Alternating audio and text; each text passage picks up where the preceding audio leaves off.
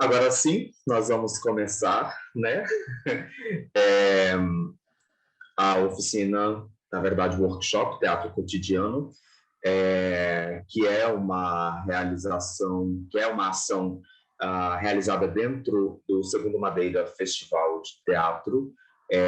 Esse festival, que é realizado com recursos da Lei de Incentivo à Cultura Federal, tem a produção da Zenital Produções, patrocínio do Banco da Amazônia, e a realização é da Secretaria Especial da Cultura, Ministério do Turismo e Governo Federal. Nós estamos muito felizes com a realização deste projeto. É claro que, por estarmos ainda nesse ambiente virtual, um ambiente em que, para a maioria das pessoas que compõem o nosso público-alvo, é um ambiente já saturado, né? As pessoas já fizeram inúmeras oficinas, inúmeros cursos e já assistiram inúmeros trabalhos, e isso acaba saturando o público, mas cá estamos nós, na impossibilidade de os inscritos participarem. Nós estamos reproduzindo a oficina e ela ficará disponível no canal da Zenital Produções, né, e aberto a todo o público interessado. E nós temos hoje Negra Mari, essa figura que é um ícone, né, na cultura do estado de Rondônia, alguém muito respeitada e importante, que tem uma bagagem que com certeza nós aproveitaremos muito. Mari, me ouve? Oi, eu não estou me vendo. Nós estamos te vendo, mas o ideal era que você se visse, né? Para você poder se fazer posicionar. umas caixinhas aqui. Só um pouquinho, espera lá. Tá. Eu estou no celular, aí eu estou... agora achei. Achou? Achei, bebê. Ih, perdi de novo. É o Michael que estava tirando um sarrinho de mim, né? Que ele disse que eu apanho dos aplicativos. Da tecnologia. Fazer o quê, né, gente? A pessoa é dos anos 80. Né? O Jeff está entrando, então creio que vai ter uma pessoa, Mari, vai ter um participante. Entrou alguém? Está entrando o Jeff, vamos ver se ele vai conseguir.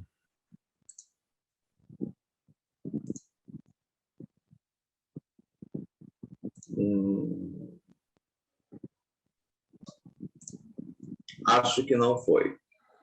Sigamos. A internet também, né? Eu tenho essa coisa de ficar oscilando e tal. Então tá, Maria, eu vou liberar aqui para você. E aí, eu não sei como que você vai se organizar agora, já que não tem os participantes, mas eu imagino que seja possível você repassar princípios, né, do teatro dentro do que você já tinha programado, para que fique disponível para as pessoas terem acesso, tá bom?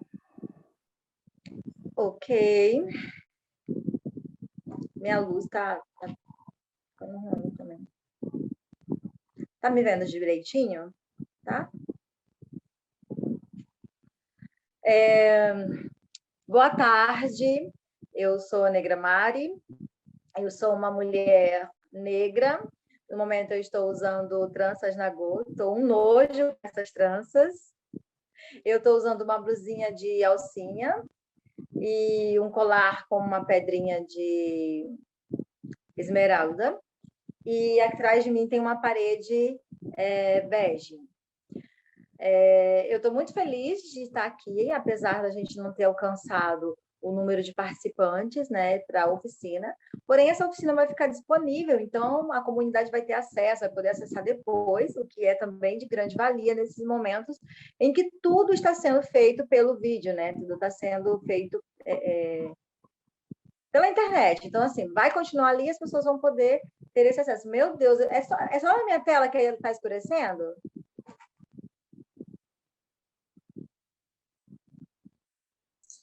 Estava mutado. Se isso não acontece, não é. Não, tá oscilando mesmo a luz. Conforme você se mexe, a luz bate, isso vai acontecer mesmo.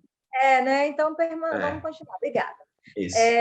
Nós estamos dentro dessa programação do Madeira Teatro, do Madeira Festival de Teatro, que é já um momento assim de muito de comemoração, apesar de todo o caos que ainda nos rodeia, que ainda nos cerca, tanta incerteza, né? Tanta insegurança a respeito do futuro das artes, né? Como que vai ser? O que esperar desse futuro? E eu acho que, inclusive, isso também se tornou um monstro do armário para a comunidade, para as pessoas que querem fazer arte, se sentem amados por essa arte, mas eles ficam pensando assim, eu vou fazer uma oficina de teatro, depois a gente não vai ter teatro, não vai se apresentar, né? Eu não curto esse negócio online. Muitas pessoas me procurou e falou se não ia ter essa oficina presencial por causa do online. E eu já começo a comemorar, porque se já estamos por aí convivendo sem as máscaras, eu acredito que nossa próxima edição a gente vai conseguir fazer esse festival presencial, vamos conseguir fazer as oficinas presenciais, né? E aí eu não sei, porque eu preparei aqui um material para a gente fazer que necessita do outro, né? Tem isso também. Geralmente a gente prepara uma aula pensando no outro. Então esse outro ele é primordial. E no teatro também é assim, né? A gente já parte daí falando sobre isso. Dentro do teatro a gente precisa do outro. Eu preciso da plateia, eu preciso da pessoa que está contracenando comigo no palco, eu preciso da pessoa que está na técnica de som, na técnica de luz, né? Aí, eu não sei como está hoje em dia, mas acho que está mais moderno. Eu me lembro que tinha que alguém abrir as cortinas daqui do Centro Cultural, lembra? Então, precisávamos também de 2 pessoas, uma de cada lado, para puxar as cortinas, para fazer todo aquele clímax, né, da abertura de cortinas, ou fechamento de cortinas, da troca de atos, né, da passagem de um ato para o outro. Então, é complicado fazer essa oficina sem o outro. Eu aqui me apoio na figura do Vitor, da Cléfer e do Edger, né, que eu consigo olhar para eles e parece que eu estou com alguém. O artista, o ator, ele precisa do outro. A figura do outro é muito importante para o ator e para a atriz, né?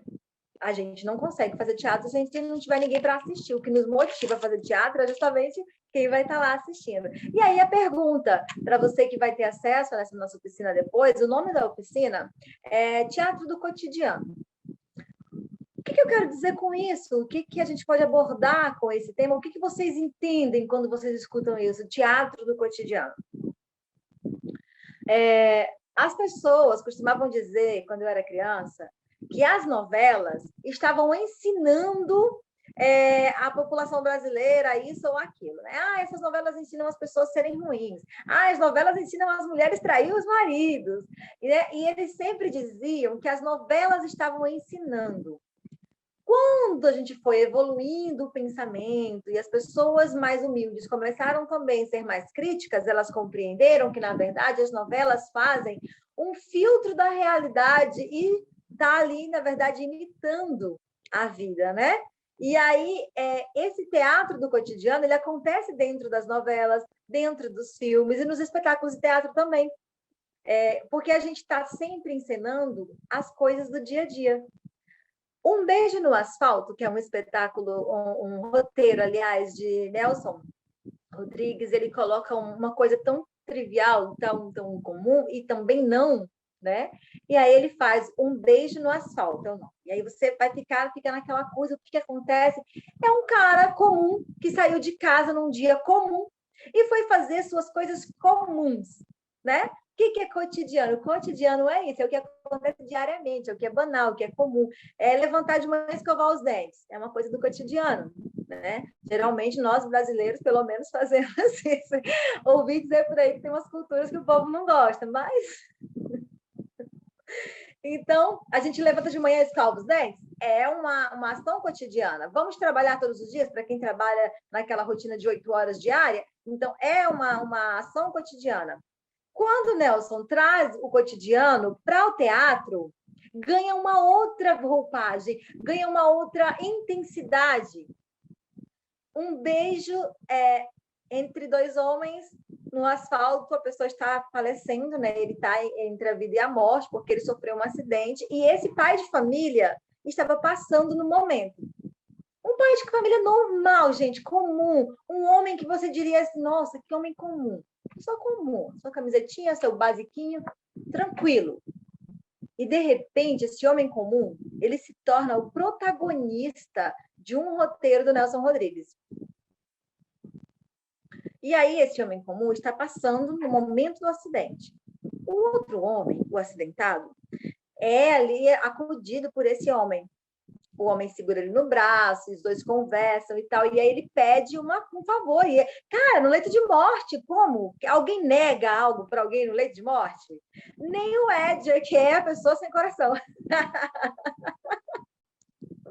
Brincadeira. Bom, ninguém é capaz de fazer isso. Até o coração mais perverso vai permitir que esse desejo seja realizado porque a outra pessoa está morrendo. Então ele fala que quer um beijo. Nesse momento, a sogra desse homem comum também aparece na história. E aí ela vê ele beijando esse homem acidentado e quase morrendo. E aquilo vira um tumulto terrível, porque ele não é homossexual, ele não está traindo a esposa, ele não está fazendo nada de errado. Mas a partir dali acontece um monte de coisas e julgamentos. E quando a gente começa a observar os textos de Nelson Rodrigues, como Sete Gatinhas, né?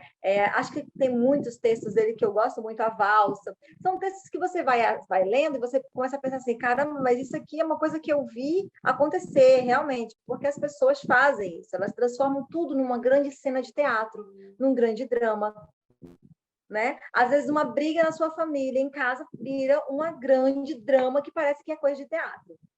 E aí você vai ver uma coisa simples, mas a conversa de um para o outro ampliou aquela cena e virou um teatro do cotidiano. Então, de acordo com o dicionário, o teatro é uma palavra grega, de origem grega, utilizada para exemplificar, para nominar tanto os prédios, né, quanto os espetáculos.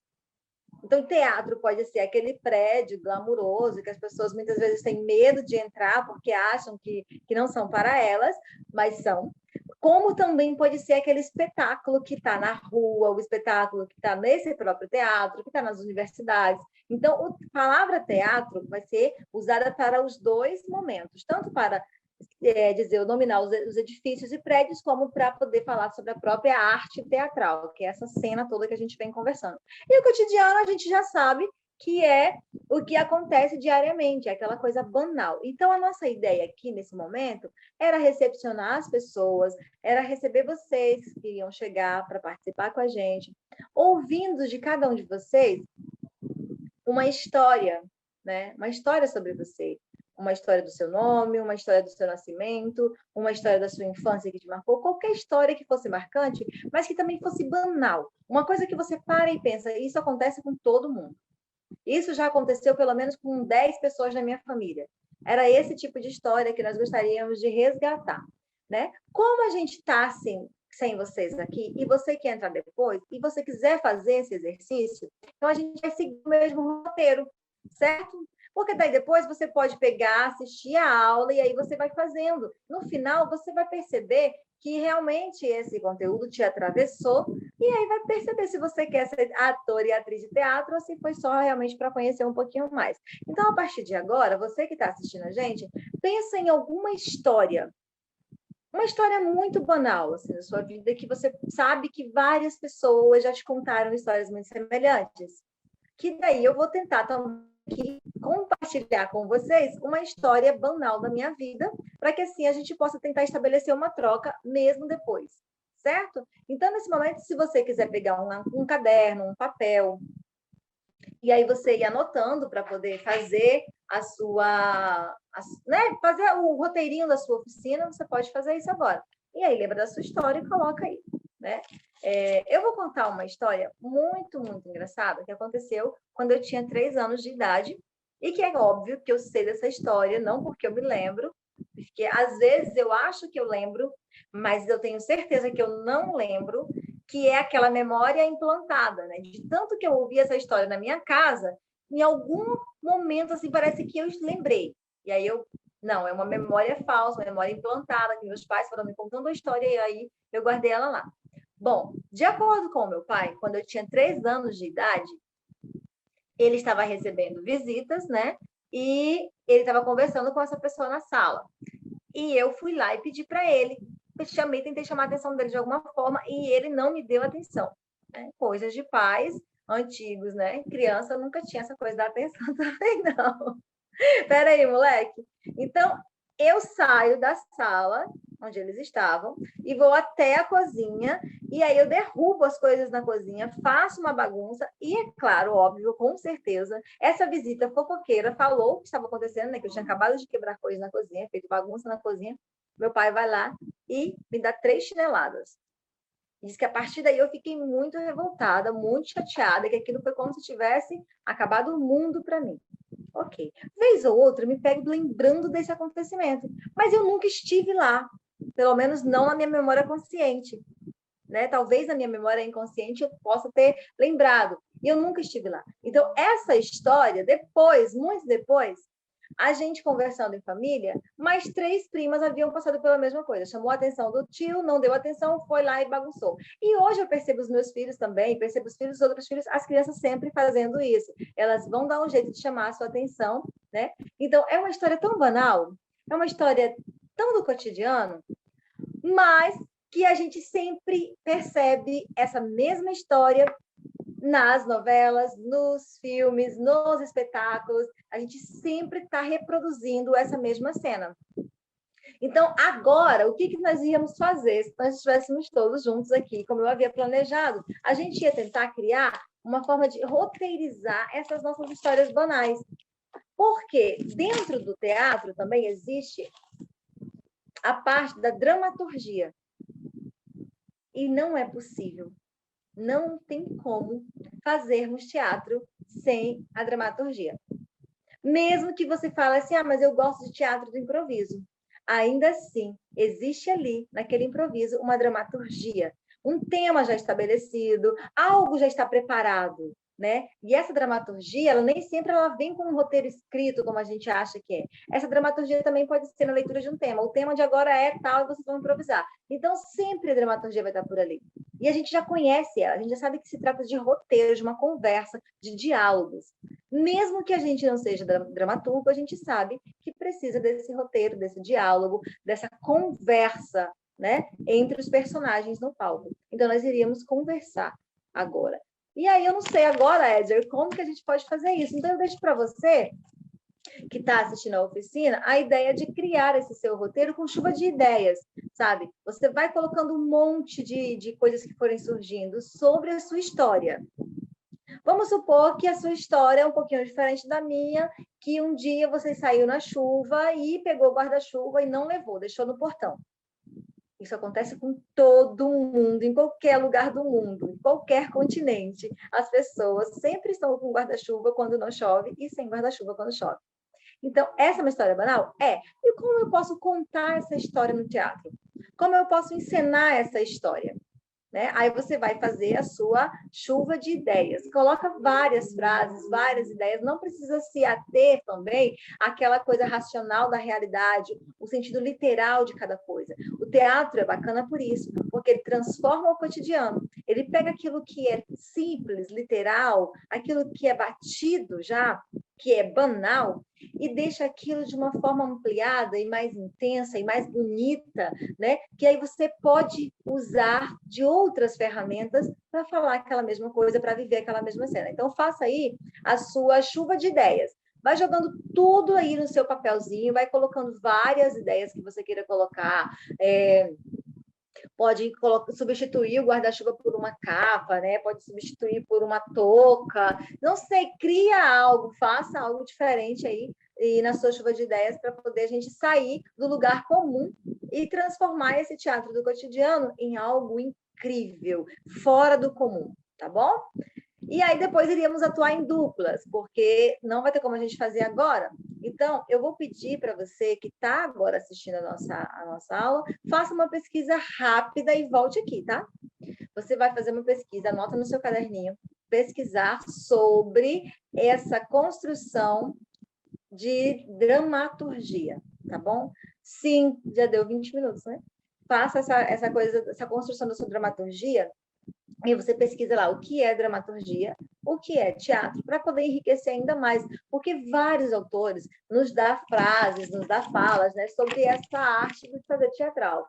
Que, olha, eu gosto muito de uma frase que eu vou compartilhar agora com vocês.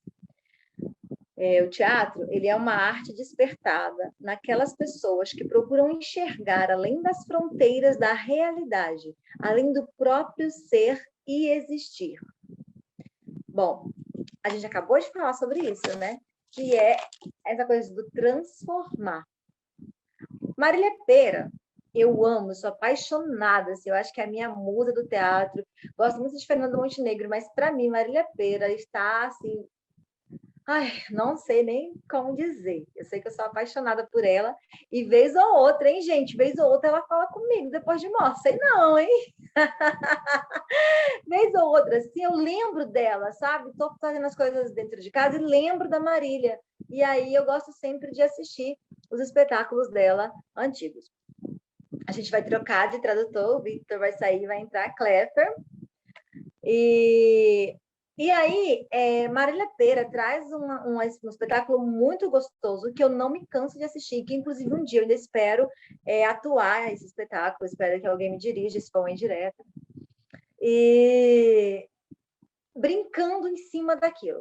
O que é brincando em cima daquilo? Brincando em cima daquilo é uma história de uma mulher que trabalha como operária numa fábrica de costura. Recentemente ela teve um bebê, então ela está naquele período de adaptação, né, da rotina de mãe profissional, dona de casa. E ela trabalha de segunda a sábado, das 5 da manhã até às 18 horas. Essa é a rotina dessa mulher. Ela é casada com um homem, tipicamente macho, conservador, lá dos anos 70, 80. Esse homem, ele é aquele homem que, né, ele não é aquele homem que lava uma louça, porque isso é uma tarefa da mulher mesmo, ela trabalhando fora de casa. Então, ela tem muitas obrigações e uma carga muito pesada, assim, né, de rotina cotidiana. Acordar, escovar dente, tomar banho, trocar menino, fazer mamadeira, fazer café da manhã para o marido, preparar todas as coisas para a bolsa para poder levar a criança para a creche, depois a bolsa dela para ir ao trabalho e ainda preparar o almoço do marido, porque ele também é um peão de obras, então ele precisa levar a marmitinha dele. Então, assim, é um teatro tão cotidiano que eu fico assim chocada com como ela transformou uma rotina pesada, cansativa e banal numa história incrível que te leva para vários lugares da reflexão e do pensamento. Então, o que acontece? Ela acorda de manhã, desesperada, pega menino, procura talco, substitui, troca o talco pelo açúcar, troca o açúcar pelo bicarbonato no café, e ela vai fazendo aquela loucura que é uma coisa que também acontece no nosso cotidiano. A Clefer vai concordar comigo, que a gente que tem filho e trabalha, quantas vezes a gente já não colocou um pouquinho de bicarbonato no café? Ou, né, já não trocou a maisena pelo talco do menino, já fez essas bagunças, porque acontece de verdade. E aí a Marília pega esse espetáculo, brincando em cima daquilo, e transforma o cotidiano, que era o que nós iríamos fazer aqui hoje. Pegar essa história comum da sua vida, que você acha que não tem. Ah, eu quero! Por favor, seja bem-vindo. O que acontece? Só explicando para eles, porque eles não veem o que a gente escreve no chat, né? Tá bem, né? Eu só falei para a Mari que se ela quiser me usar, pode ficar à vontade para o trabalho, né? Eu mandei no chat aqui. Só para explicar por que você falou, eu quero. Então, porque daí a gente pode tentar fazer, né, esse jogo de transformar uma coisa banal numa coisa... o jogo seria assim, Ed. Vamos fazer assim, então? Eu contei a minha história, agora você conta pra gente uma história banal sua. E aí a gente vai decidir outras formas de contar essa história. Vai lá. Eu te interrompi, né, gente? Você estava numa linha de pensamento, desculpa.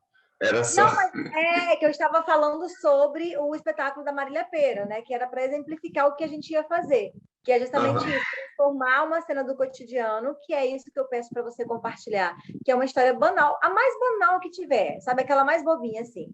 e aí a gente tentar contar essa história em outros tons de voz, em outras caras, para poder assim, a gente ver como que ficaria a sua história no teatro cotidiano. Quando você quando você falou sobre ter uma história, falar de uma história, eu pensei em uma que ela não é necessariamente cotidiana, mas se tornou cotidiana e eu vivenciei isso, que é aquelas batidas policiais, né? Eu levei uma batida em Santa Catarina, eu estava de viagem em Santa Catarina e visitando um amigo, que é o Gessé, que conhece. Aí, para contextualizar, nós estávamos indo ao shopping, passamos na casa do pai dele, que estava viajando, para ver se estava tudo certo com a casa. O pessoal está fazendo, não sei se está vazando áudio, porque está acontecendo ali um experimento ali embaixo. E aí, nós estávamos nesse processo de ir até a casa dele, do pai dele, para ver como é que estava, e dali iríamos para o shopping. Passamos na casa, parecia que tinha gente, porque o portão estava mexido. Aí o amigo falou assim, bora fazer uma algazarra aqui na frente, para eu assustar meu pai. E a gente começou a gritar ali na frente, batendo no portão, e ninguém apareceu. Aí ele falou assim, tá estranho, vamos entrar para ver se tá tudo certo. Entramos, a casa estava fechada, não tinha nada. Aí beleza, fechamos o portão, saímos, fechamos o portão, fomos para o ponto de ônibus. Eu estava num ponto de ônibus, anote isso. Aí de repente passa um carro de polícia, passa assim devagarzinho olhando para a gente. Eu falei assim, não é nada, né, gente? A gente está de boa aqui, ninguém fez nada, né? Todo mundo bem apresentado, bem vestido, não sei o quê. Aí, de repente, o carro volta muito rápido. E aí, já com aquelas armas apontadas para a gente, mão na cabeça, mão na cabeça, mão na cabeça, a gente mão na cabeça. Óbvio, tô aqui de boa. Aí ele falou assim, tem passagem, tem passagem, tem passagem. Eu falei, eu não, meus amigos têm. Eu estava me referindo à passagem de ônibus. A passagem do ônibus! Eu esqueci completamente que ele estava falando de passagem pela polícia, gente. Eu nem me toquei. E foi isso, cara. E aí ele vai nos meus amigos. Aí os meus amigos, tem passagem? Ele, tem passagem, tem passagem, tem passagem. Meus amigos, não, tem não, moço, tem não. Aí seu amigo falou que você tem. Ele, não, moço, ele tá falando passagem de ônibus. Aí o policial falou assim, nossa, além de tudo, ainda é burro. Enfim. A gente ri pra não chorar, né? Mas essa é a minha história, porque assim, é uma coisa que acontece com muita gente, tornou-se cotidiano, e aconteceu de um modo que foi relativamente engraçado comigo por conta dessa questão da passagem. Eu tô até pensando em usar essa história em alguma coisa, porque ela realmente... Ela é engraçada, não é? Não, e é um engraçado para você ver como que as coisas mudam de figura, porque você é um negro dentro da paleta de cores, a Ludmilla disse que você é o light skin, né? Que é aquele que tem a pele mais clara. Aqui em Rondônia, você não levaria bacu, porque nós somos mais negros aqui, né? Somos mais amorenados, mais caboclos. Você mudou de estado, estava num lugar onde você se tornou bem negro e aí realmente se destacou, aí você levou um bacu, tá vendo só como é que é as coisas? É surreal. Eu esqueci de falar, o porquê que eu contextualizei, né, da passagem na casa, é porque denunciaram a gente, entendeu? Mesmo o menino sendo filho, que estava lá de vez em quando, entendeu? Aí denunciaram, falaram que 3 pivetes tinham entrado lá na casa, e aí, quando eles nos viram, os policiais nos viram, nossa, éramos nós realmente. E aí levamos o batu. É isso.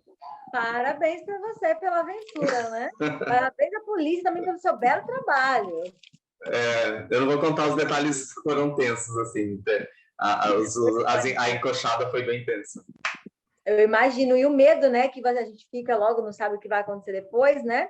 É surreal. Então, a partir desse... Aí a gente vê como ela é cotidiana. Eu já levei bacu também várias vezes de arma e coisa, eu sou uma mulher, né? Mas já levei várias vezes essas batidas.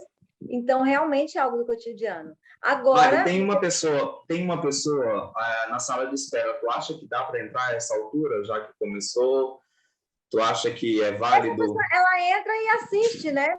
Mesmo que não participe de nada, a gente só para poder ter a pessoa aí, não sei quem pode ser, quem é. É um dos inscritos.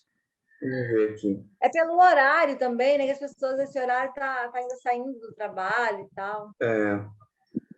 Enfim, mas como a gente já começou nesse viés de deixar gravado, a gente segue nesse viés, né? Isso. Aí a pessoa, se ela quiser assistir, né, não tem problema. Então, vamos lá.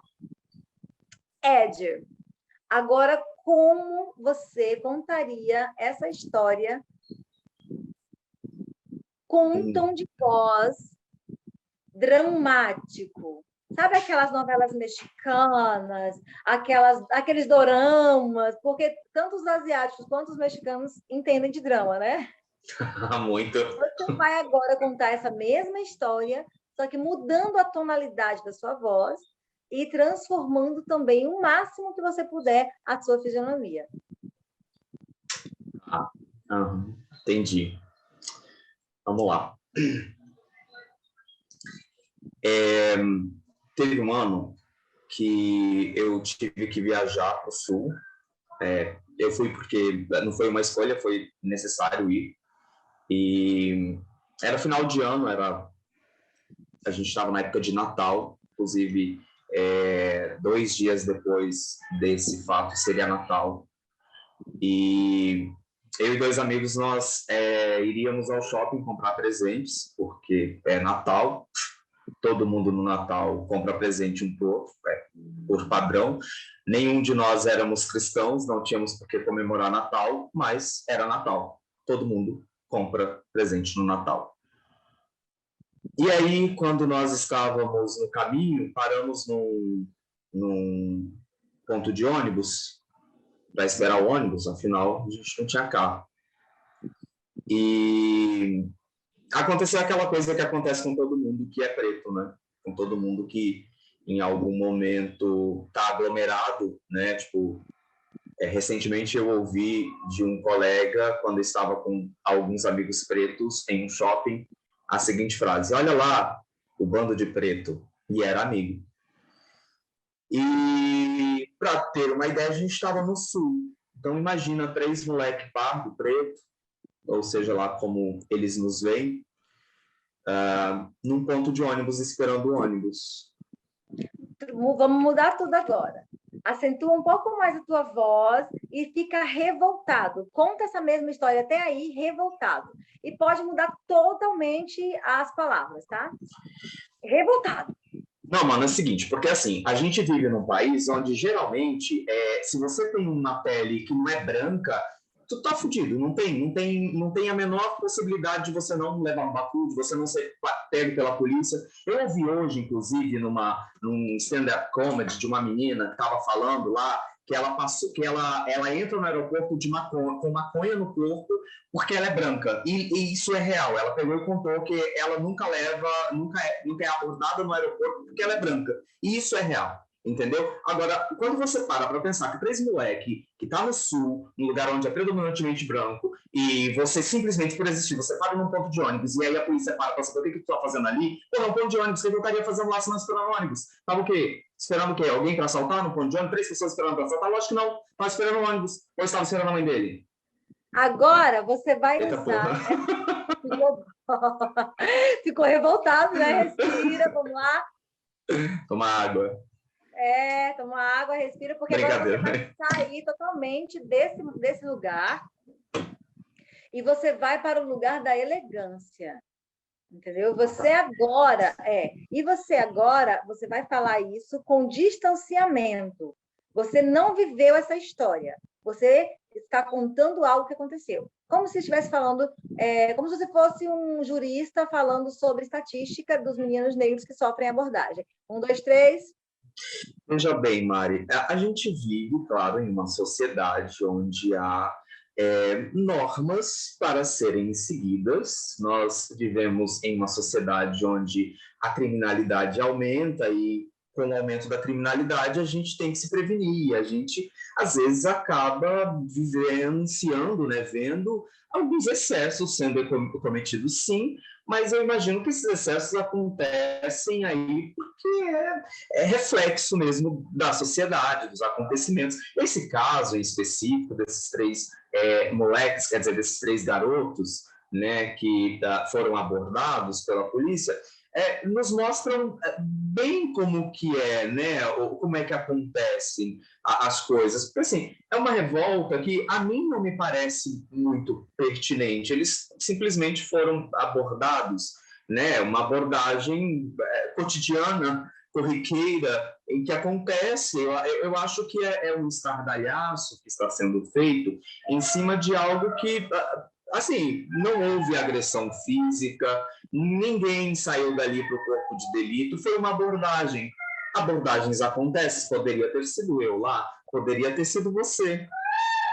Muito bom! Que vergonha, Deus. A forma como a gente conta uma mesma história vai transformar essa história. Nós chegamos até aqui, em 2022, o Homo Sapiens Sapiens, porque nós aprendemos a contar histórias, aprendemos a criar mitos. Inclusive, essa coisa de abordar os meninos negros, os jovens negros, de forma agressiva e violenta, porque eles são agressivos e violentos, é um mito criado há muito tempo e que vem resistindo firme e forte até hoje, e muita gente continua acreditando como uma verdade absoluta, que são os chamados estereótipos, né? Então, assim, quando a gente está contando histórias, a gente está fazendo com que aquilo, de alguma forma, esteja conversando com a realidade, que também é uma criação, é uma ficção. Tudo que nós vivemos aqui é uma ficção. Nós criamos a necessidade de termos Deus. Nós criamos a necessidade de termos amigos. Nós criamos o amor. O amor é uma criação nossa, né? A biologia nos deu os desejos e tudo mais, a procriação, a espécie, não sei o quê, e algumas coisas aqui dentro acontecem mesmo, mas essa coisa do sentimento é uma criação nossa. Quando o Edger vem com a história dele, é uma história real, e ele transforma essa história numa ficção, quando ele vai transformando a forma de dizer, a narrativa dele. A cada momento que ele muda o tom de voz, ele mudou um pouco a narrativa, ele mudou um pouco a frase, ele mudou um pouco a palavra, ele foi transformando esse texto. E assim também a gente vai fazendo. E o teatro, ele precisa dessa ficção, ele precisa dessa transformação. Por exemplo, acho que foi até o Ed, a gente conversou sobre isso, que existem 3 produtos, pelo menos 3 produtos na arte, né? Aquela que você imagina quando você escreve seu projeto e o seu roteiro, aquela que você consegue passar para as pessoas que estão ensaiando com você, as pessoas estão ali construindo algo, aí já é uma história completamente diferente daquela que você roteirizou, e aquela que o seu público assiste. E aí essa pega um monte de perninhas, porque cada pessoa que assiste um espetáculo, ela vai ver uma verdade diferente. Porque a nossa verdade, primeiramente, é baseada pela nossa visão de mundo, pelas nossas crenças, pelas nossas limitações. Então, a gente tem pelo menos 3 histórias para um único espetáculo. A única história do Edger, ela pode ser vista por muitas pessoas de determinado ponto de vista, como que eles estavam errados, e a abordagem foi uma abordagem legal, né, que não teve nada de absurdo.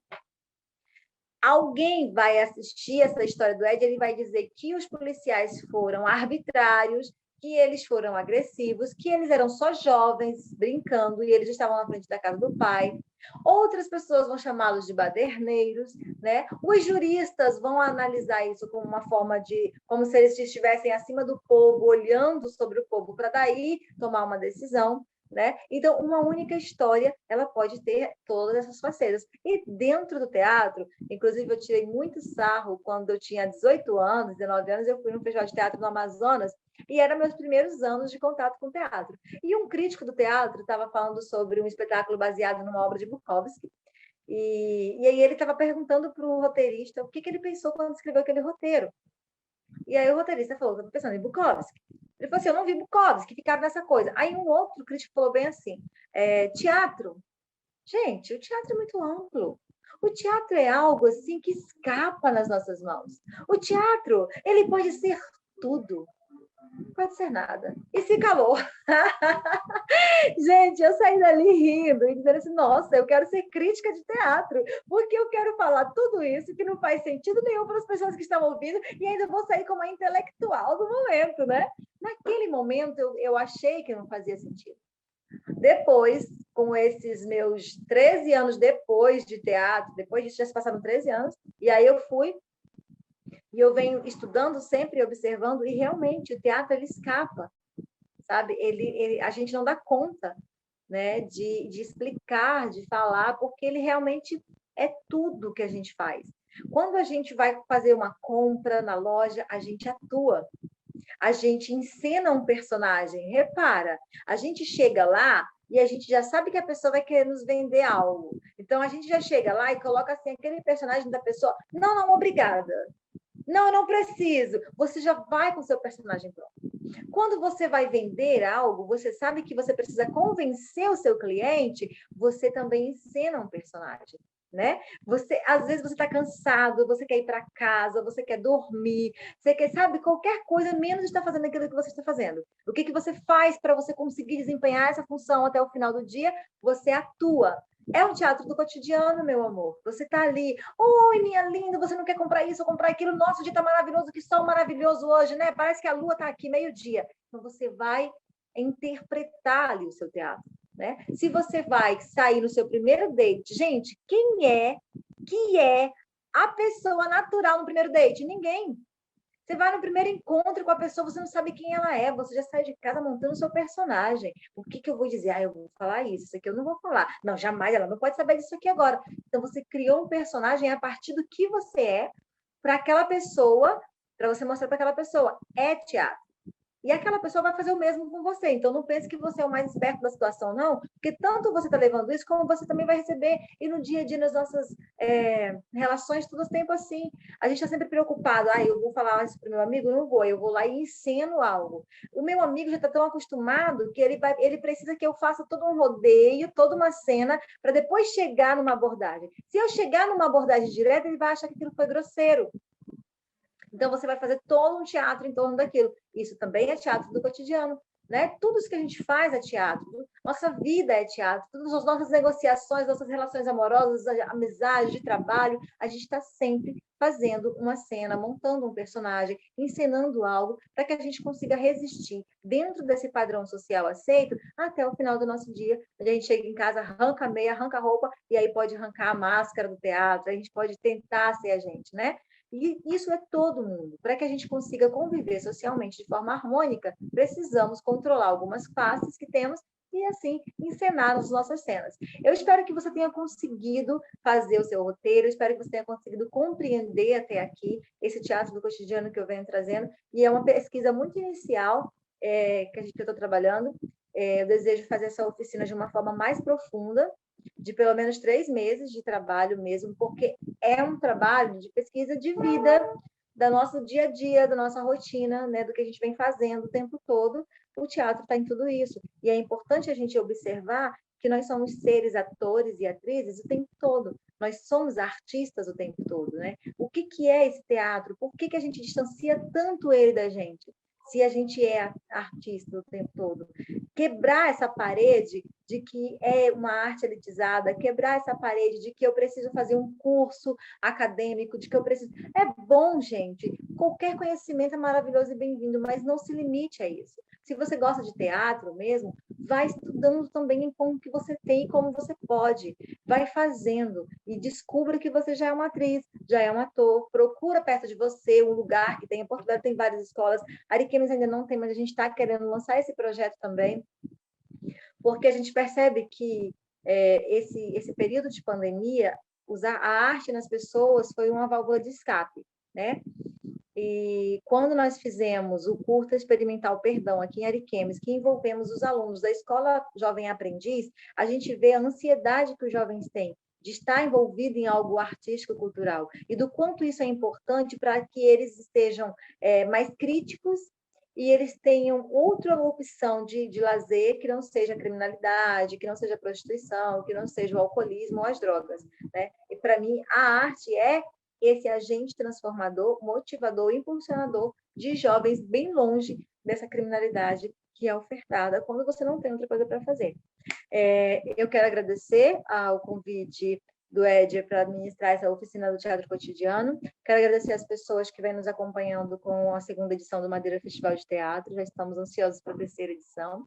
Agradecer aos nossos intérpretes, Cléfer e Victor. Muito obrigada. Vocês são arraso. Fiquei sabendo que é uma luta para ser tradutor de Libras no estado de Rondônia. Não é fácil. Então, vocês são guerreiros.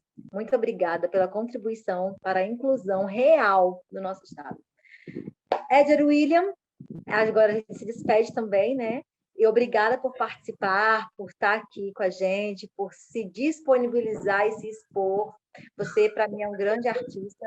Admiro muito seu trabalho, sua dedicação. E é isso, minha gente. Ai, obrigado. A recíproca é mais verdadeira.